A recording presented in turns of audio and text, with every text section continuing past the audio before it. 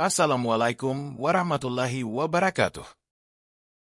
Halo teman-teman semuanya, apa kabar? Kita ketemu lagi di mata kuliah Computer Networking atau jaringan komputer. Sebagai informasi, di sini akan dibagi menjadi dua bagian atau dua part. Bagian pertama ini kita akan fokus bicara tentang manajemen hardware, seperti maintenance atau administrasinya. Kalau bagian keduanya kita fokus bicara cloud computing dan juga virtualization. Sekarang kita masuk ke materi topik. Yang akan menjadi pembahasan kita adalah tentang manajemen hardware dan juga maintenance-nya, bagaimana kemudian administrasi jaringan dan juga support di end user, ya kemudian cloud computing dan virtualisasi. Yang pertama itu adalah tentang manajemen hardware dan maintenance. Jadi misalkan kita bicara jaringan komputer, itu tidak akan jauh larinya ke hubungannya tentang maintenance atau pemeliharaan dan pengelolaan perangkat keras. Biasanya di jaringan itu identik dengan perangkat-perangkat keras seperti switch, kemudian router, hub. Misalkan kalau pakai perangkat keras firewall itu juga harus dilakukan tahap pemeliharaan sampai dengan perangkat kabel-kabelnya juga, ya sampai dengan kabel-kabel yang ada di jaringan tersebut. Tahap pertama itu atau rutinitas yang harus kita lakukan terhadap perangkat keras itu adalah kita harus sering bersih-bersih. Kok kita akan belajar jaringan komputer? Kok kita belajar bersih-bersih? Itu salah satu bentuk dari pemeliharaan hardware di dalam jaringan komputer. Apa sih pentingnya bersih-bersih itu? Pentingnya itu adalah ketika sebuah perangkat kotor. Ketika sebuah perangkat itu banyak debu atau port-port di switch-nya itu sudah banyak debu akan menyebabkan performance dari perangkat tersebut akan menurun. Dengan membersihkan perangkat-perangkat jaringan tadi secara rutinitas atau secara perperiodik bisa membantu kita untuk mendinginkan atau agar perangkat kita itu tidak cepat panas, kemudian juga untuk membuat tugas-tugas bagian pemeliharaan jaringan itu lebih mudah, bekerja lebih mudah. Seperti apa yang harus kita bersihkan? Yang pertama, debu. Debu itu harus dibersihkan. Tidak usah bicara maintenance jaringan. Teman-teman di sini pernah tidak melakukan maintenance atau manajemen, maintenance di komputernya atau laptopnya. Seberapa sering ngebersihin keyboard? Seberapa sering ngebersihin isi dari CPU-nya? Dibuka, dibersihkan motherboard-nya lalu slot-slot RAM atau slot VGA-nya. Itu pernah berapa kali saya tanya? Pernah ngebersihin itu? Rutin tidak. Jadi kalau ketika komputernya cepat panas, prosesornya cepat panas, itu salah satu pengaruhnya adalah debu-debu yang menempel di komponen-komponen perangkat keras kita. Salah satu faktornya adalah debu. Oleh karena itu debu itu harus kita bersihkan di perangkat-perangkat jaringan. Kemudian, kipas. Kipas atau ada ventilasi misalkan di ruangan jaringannya itu juga harus dibersihkan. Kipas di komputer kita juga diperhatikan. Di kipas kita itu kan debunya banyak banget. Jadi ketika kipasnya beroperasi, muter-muter terus, debunya terus masuk ke dalam komputer. Kalau misalkan kipasnya ada di depan CPU, dia kan akan nyedot udara masuk ke dalam. Berarti yang disedot itu debu-debu semua. Itu harusnya dibersihkan. Kemudian juga removable media drive. Kayak hard disk. Hard disk itu dilepas dulu, kemudian dibersihkan slot-slotnya. Kemudian kabelnya juga dibersihkan. Baru dipasang lagi. Pak takut rusak? Namanya juga perangkat elektronik. Tapi harus hati-hati saja. Jangan asal. Maksudnya asal letakkannya dibanting atau dilemparin. Jangan seperti itu. Kemudian jack atau konektor. RJ45, jack kabel utama kan RJ45, atau mau menggunakan serial, atau menggunakan paralel. Itu dilepas, dibersihkan. Misalkan jack audio, jack video, cabut saja, bersihkan port-portnya. Itu penting. Kadang-kadang ada yang pakai penyembur udara, ada yang pakai kompresor. Silakan pakai itu, tapi hati-hati. Jangan terlalu kuat. Udara yang dikeluarkan itu jangan terlalu kuat. Takutnya juga bisa merusak komponen-komponennya. Contoh berikutnya switch banyak port-portnya. Itu juga dibersihkan, supaya performa dari jaringan tidak menurun. Kemudian printer. Kalau ada printer, ya diganti headnya. Kalau sudah rusak, kalau tidak bisa bersihin, takut ngebersihin, beli baru kalau ada budget. Monitor juga dibersihin, di lab. Pakai cairan khususnya juga bisa. Lapnya juga jangan pakai lap yang kasar, nanti rusak layarnya. Sayang juga. Dan masih banyak lagi. Jika kita sudah melakukan pembersihan, kita akan menginspeksi kinerjanya. Kinerja dari perangkat-perangkat jaringan kita. Jadi kalau misalkan ingin menginspeksi perangkat keras, cobalah lakukan perperiodik juga. Misalkan sambil maintenance, atau sambil cleaning, bersih-bersih langsung inspeksi performanya. Bagaimana? Sudah meningkat belum? Sudah dingin belum? Sudah berjalan dengan normal belum? Atau tidak? Misalkan khusus untuk inspeksi perangkat keras, itu dilakukan sebulan sekali. Selain tugas-tugas teknis yang kompleks, ada juga pekerjaan yang kelihatannya sepele, misalnya hanya mencium atau mengendus aroma di sekitar. Kadang-kadang, kita perlu masuk ke ruang server hanya untuk memastikan tidak ada bau yang mencurigakan. Dalam istilah teknis, ini disebut sniffing. Kalau tiba-tiba tercium aroma seperti kabel terbakar, itu perlu segera diwaspadai. Seringkali kita masuk ke ruang komputer, lab, atau ruang server, lalu mendapati bau yang tidak biasa, seperti bau hangus atau kabel terbakar. Dalam situasi seperti ini, sebaiknya langsung dilaporkan agar bisa dilakukan pengecekan terhadap perangkat atau kabel yang baru dipasang. Dari pengalaman saya pribadi, bau kabel baru saja bisa cukup menyengat dan bikin pusing. Entah teman-teman juga merasakan hal yang sama atau tidak, tapi menurut saya, aromanya memang kurang nyaman. Begitu pula dengan bau kabel terbakar, sama-sama tidak enak, walaupun karakter baunya berbeda. Pemeriksaan sebaiknya dimulai dari kabel power, baik pada server, komputer, maupun perangkat jaringan lainnya. Setelah itu, lanjutkan dengan memeriksa kabel-kabel peripheral, seperti kabel printer, kabel webcam, CCTV, IPTV, dan perangkat sejenis lainnya. Jangan lupa juga memeriksa kabel-kabel jaringan, apakah menggunakan UTP, STP, koaksial, atau fiber optik, EVO. Langkah pertama adalah memastikan tidak ada kabel yang terbakar. Setelah itu, periksa kekencangan koneksi kabel. Apakah sudah terpasang dengan kuat atau masih ada yang longgar? Ini penting untuk menghindari gangguan koneksi. Langkah berikutnya yang tak kalah penting adalah mengecek kondisi fisik kabel. Hati-hati terhadap kabel yang rusak atau hangus. Dalam istilah Sunda disebut tutung. Perhatikan juga kemungkinan adanya kabel yang digigit tikus. Ini sering terjadi, terutama jika kabel ditata di atas plafon atau di tempat-tempat yang sulit dijangkau, yang cenderung menjadi jalur tikus. Kalau bangunannya bebas dari tikus, tentu saja tidak masalah. Namun, jika area tersebut rawan tikus, maka hewan ini bisa menjadi salah satu hama utama dalam sistem jaringan komputer. Untuk mengantisipasinya, kabel sebaiknya dilindungi menggunakan kabel tray atau pelindung kabel lainnya. Dengan perlindungan yang memadai, insya Allah kondisi kabel akan tetap aman. Namun tetap, pemeriksaan rutin sangat dianjurkan sebagai bagian dari inspeksi performa jaringan secara keseluruhan. Setelah itu, langkah selanjutnya adalah memeriksa firmware yang terpasang pada perangkat-perangkat jaringan.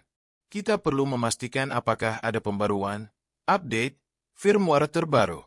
Jika tersedia, sebaiknya segera dilakukan pembaruan tanpa menunda, karena kita tidak pernah tahu apakah versi firmware saat ini memiliki celah keamanan, security holes, atau tidak. Pembaruan firmware umumnya mencakup perbaikan keamanan, security patch, maupun peningkatan performa perangkat. Oleh karena itu, sangat penting untuk melakukan pembaruan agar perangkat tetap aman dan optimal.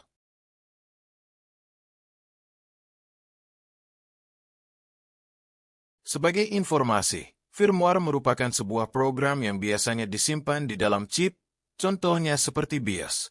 BIOS adalah salah satu bentuk firmware yang disimpan dalam memori khusus pada motherboard. Begitu juga dengan firmware lainnya, yang biasanya tertanam dalam perangkat keras dan memiliki peran penting dalam pengoperasiannya. Lalu bagaimana cara memeriksanya? Kita cukup mengunjungi situs resmi dari produsen perangkat keras tersebut. Misalnya, jika menggunakan perangkat dari Cisco, kita bisa mengakses situs resmi Cisco dan memeriksa apakah ada pembaruan firmware untuk model dan seri router yang kita gunakan. Jika ada, silakan unduh firmware terbaru tersebut dan lakukan pembaruan, biasanya dengan cara menimpa versi yang lama.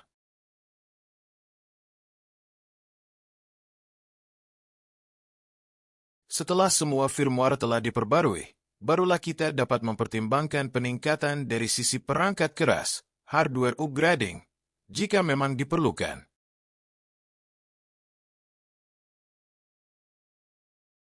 Selain pembaruan firmware, ada hal lain yang juga perlu dipertimbangkan dalam manajemen perangkat keras, yaitu apakah perangkat-perangkat jaringan yang digunakan saat ini sudah perlu di-upgrade atau belum. Hal ini sifatnya opsional, namun tetap penting untuk diperhatikan. Secara umum, ada dua pertimbangan utama dalam melakukan hardware upgrading. Pertama, berkaitan dengan isu kinerja. Misalnya, perangkat yang sebelumnya berfungsi normal tiba-tiba mulai menunjukkan penurunan performa. Contohnya, port tertentu tidak lagi berfungsi, kecepatan transfer data menurun, atau terjadi gangguan dalam pengiriman data. Permasalahan seperti ini menjadi indikator bahwa perangkat mungkin sudah tidak seoptimal dulu dan bisa jadi perlu ditingkatkan.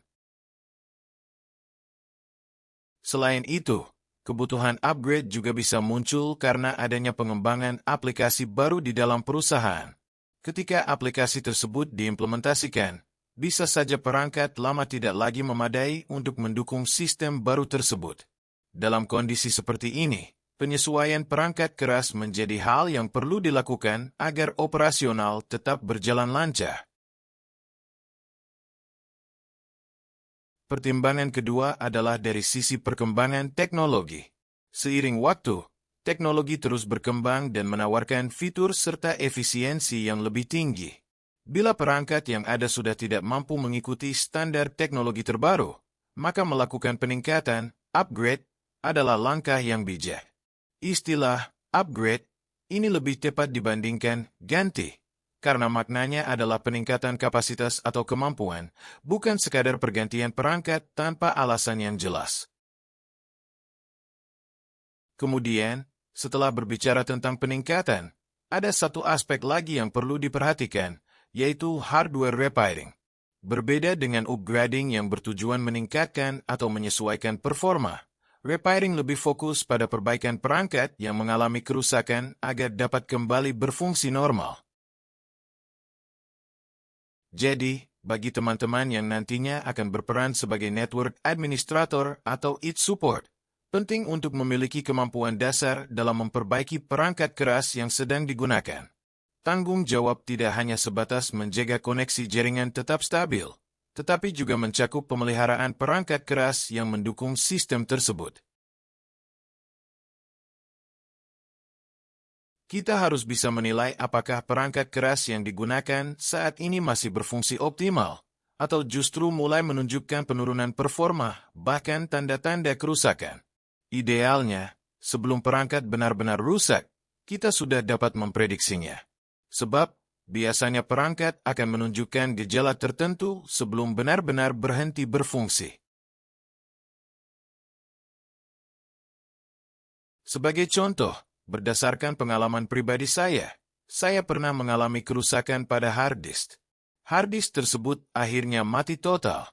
Namun, sebelum kerusakan total terjadi, sebenarnya sudah ada gejala awal. Misalnya, proses reauthority yang mulai melambat. Biasanya saat menyalin data ke hard disk berlangsung cepat, namun saat itu menjadi sangat lama. Sayangnya, saat itu saya tidak melakukan pengecekan menggunakan aplikasi pemindai bed sektor. Padahal jika saya lakukan, mungkin bisa menjadi informasi awal untuk segera melakukan backup atau penggantian. Gejala tersebut berlangsung sekitar 3 minggu. Awalnya saya abaikan, berpikir mungkin hanya perlu diformat ulang nanti saja. Namun karena sedang butuh data, akhirnya saya tunda. Hingga akhirnya komputer tiba-tiba hang, tidak merespons sama sekali. Saat saya coba restart, sistem tidak bisa booting. Muncul pesan hard disk not detected atau unknown saat pengecekan di BIOS. Saat itu saya tahu, hard disk saya sudah benar-benar rusak. Padahal saat dialiri listrik, piringan di dalamnya masih terasa berputar dan bergetar, namun tetap tidak terdeteksi. Hard disk yang saya gunakan adalah tipe HDD, bukan SSD. Semua data penting saya tersimpan di dalamnya, dan tentu saja saya merasa sangat kehilangan. Dari pengalaman ini, saya menyadari bahwa kemampuan untuk mendeteksi potensi kerusakan perangkat keras secara dini sangat penting. Teman-teman perlu mempertimbangkan beberapa hal saat menghadapi perangkat yang mulai bermasalah. Pertama, apakah perangkat tersebut masih dalam masa garansi? Jika iya, maka sebaiknya langsung diklaim saja. Biasanya, selama masa garansi, perangkat akan diganti baru oleh vendor. Kedua, pertimbangan biaya. Apakah lebih efektif mengganti perangkat baru atau memperbaiki yang lama? Dalam hal ini, perhitungan biaya tidak hanya dilihat dari harga perangkat, tetapi juga dari dampak terhadap layanan jaringan. Misalnya, jika jaringan mati, berapa kerugian operasional yang ditimbulkan? Itu juga perlu dihitung. Untuk perangkat jaringan yang bernilai tinggi, biasanya lebih baik langsung dikirim ke vendor resmi. Hal ini untuk menghindari risiko kerusakan lebih parah akibat upaya perbaikan yang tidak tepat. Seringkali kita mengandalkan informasi dari internet, mencoba satu tutorial ke tutorial lain, namun tidak berhasil. Akhirnya malah memperparah kondisi perangkat. Jika memang merasa tidak yakin, sebaiknya serahkan saja pada teknisi yang kompeten. Tentu, dengan pertimbangan anggaran yang tersedia. Saya juga pernah mempertimbangkan untuk menyelamatkan data dari hard disk yang rusak tadi. Saya sempat konsultasi ke beberapa toko servis perangkat komputer. Mereka menyampaikan bahwa data masih bisa diambil, dan untuk hard disk berkapasitas 2 TB, biayanya sekitar Rp800.000. Saat itu saya berpikir ulang. Meski banyak data tersimpan, yang benar-benar penting mungkin tidak sampai 500 GB. File seperti musik, video, atau gambar masih bisa saya relakan, tapi data penting seperti dokumen nilai mahasiswa, soal ujian, materi kuliah, dan e-book koleksi pribadi, itulah yang paling berharga. Namun akhirnya, karena biayanya terasa cukup besar saat itu, saya memilih untuk mengikhlaskan. Sampai sekarang hard disk itu masih saya simpan. Siapa tahu, suatu hari nanti setelah bertahun-tahun didiamkan, ketika saya colok kembali, bisa berfungsi lagi. Semoga saja.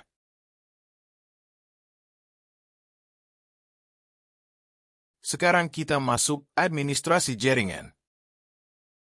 Administrasi adalah hal penting yang seharusnya diterapkan di semua jenis perusahaan yang menggunakan jaringan komputer. Dalam konteks ini, administrasi bukan sekadar urusan kertas atau catatan formal, tapi lebih kepada penataan peran atau role, siapa melakukan apa dalam pengelolaan jaringan. Seringkali, ada anggapan keliru bahwa satu orang harus bisa menangani semuanya. Padahal, di dunia informatika, kita belajar banyak hal, pemrograman, jaringan, sistem informasi, IoT, keamanan siber, dan lain-lain. Mustahil seseorang bisa menjadi ahli dalam semua bidang itu sekaligus. Kita pasti akan lebih mendalami hal yang sesuai dengan minat dan passion kita masing-masing. Namun realitanya di lapangan, terutama di perusahaan kecil atau menengah, satu orang IT support seringkali diharapkan bisa menghandle semuanya, mulai dari server, Windows, Linux, database, hingga jaringan. Terlalu banyak untuk satu orang. Disinilah pentingnya sistem administrasi yang baik, pembagian peran yang jelas. Di perusahaan besar, biasanya sudah ada pembagian tugas yang spesifik. Ada staf yang khusus menangani server, ada yang fokus pada jaringan, ada pula yang menangani bandwidth atau masalah perangkat keras. Tapi di perusahaan kecil, karena keterbatasan anggaran, satu orang mungkin harus merangkap beberapa tugas. Itu bukan sesuatu yang salah, selama masih bisa ditangani. Tapi tetap, dari sisi manajemen, pembagian peran tetap harus ada, walaupun hanya sebagai penanda atau kategori tanggung jawab. Secara umum, ada 3 kategori utama dalam tugas administratif jaringan. Pertama, administrasi dan dukungan untuk end user. Ada tim atau individu yang bertugas untuk mendukung kebutuhan teknis pengguna di kantor. Misalnya, membantu jika ada masalah login, koneksi printer, atau jaringan tidak tersambung. Mereka juga bertugas menjaga sistem tetap berjalan dengan baik dan merespons keluhan dari para user. Kedua, pengelolaan perangkat keras, workstation. Tugas ini mencakup pengadaan dan pemasangan perangkat-perangkat keras yang baru, seperti PC, webcam, printer, hingga router. Termasuk juga instalasi perangkat tersebut ke dalam jaringan dan memastikan semuanya bisa digunakan dengan optimal. Ketiga, pemeliharaan dan dokumentasi sistem. Bagian ini seringkali dianggap remeh, tapi sangat vital. Dokumentasi sistem jaringan harus dibuat dan diperbarui secara rutin. Tanpa dokumentasi, troubleshooting bisa memakan waktu lama. Misalnya, ketika terjadi kerusakan, kita harus mencari tahu dulu komputer mana yang bermasalah. IP address-nya berapa, MAC address-nya apa, dan lain-lain. Kalau tidak ada dokumentasi, kita harus turun ke lantai tertentu hanya untuk mengecek manual ke komputernya. Setelah itu, balik ke ruang server untuk pengecekan lagi. Bayangkan kalau ada ratusan PC dengan subnet berbeda, dan semua harus dicek manual. Ini jelas boros waktu dan tenaga. Belum lagi kalau kendala yang sama muncul lagi di masa depan, dan kita tidak punya catatan. Maka dokumentasi adalah investasi waktu yang sangat penting. Dokumentasi juga penting untuk mencatat setiap perubahan, misalnya, penggantian mouse atau perangkat lainnya, penambahan perangkat baru, penghapusan perangkat yang sudah tidak digunakan. Semua itu harus dicatat dan diperbarui. Ya, memang pekerjaan dokumentasi itu kadang membosankan, bahkan terasa berat bagi sebagian orang. Tapi percayalah, ini sangat membantu untuk efisiensi kerja di masa depan. Terakhir untuk bagian pertama ini adalah administering and supporting end user. Sebagai seorang network administrator, ketika nanti teman-teman lulus dan mulai bekerja di dunia nyata, maka akan ada satu tugas besar yang perlu dipahami.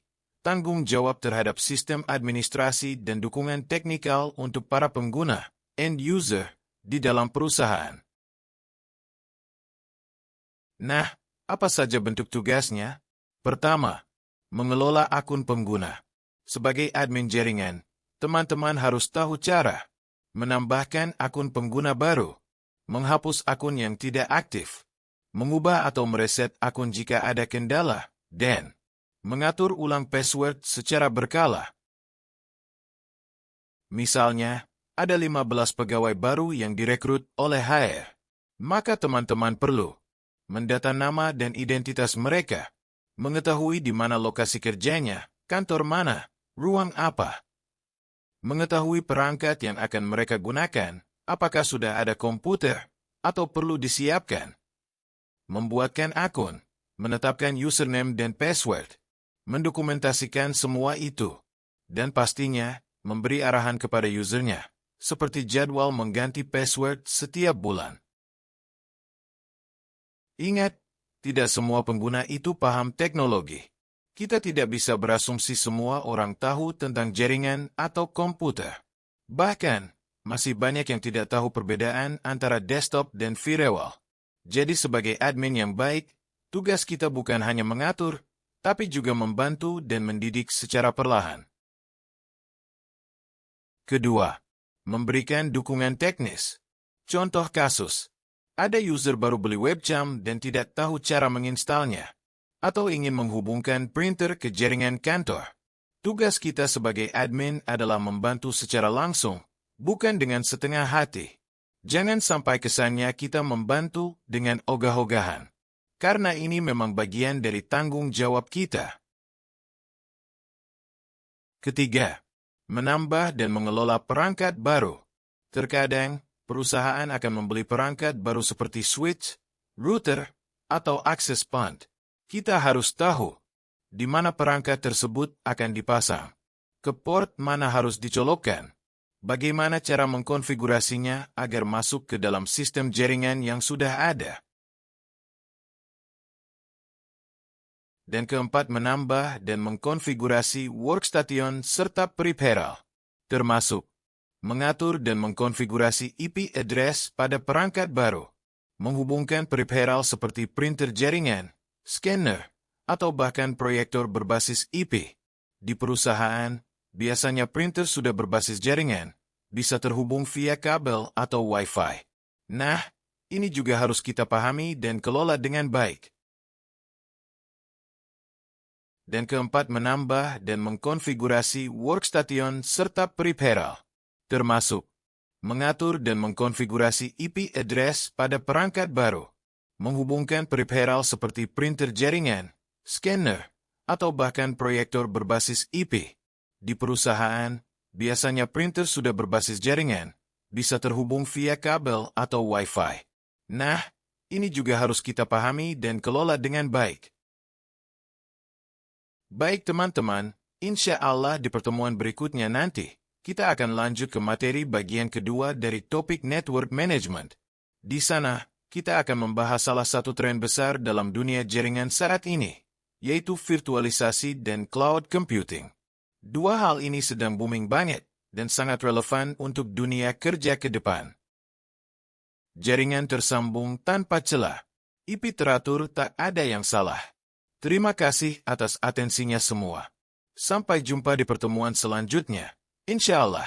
Wassalamualaikum warahmatullahi wabarakatuh.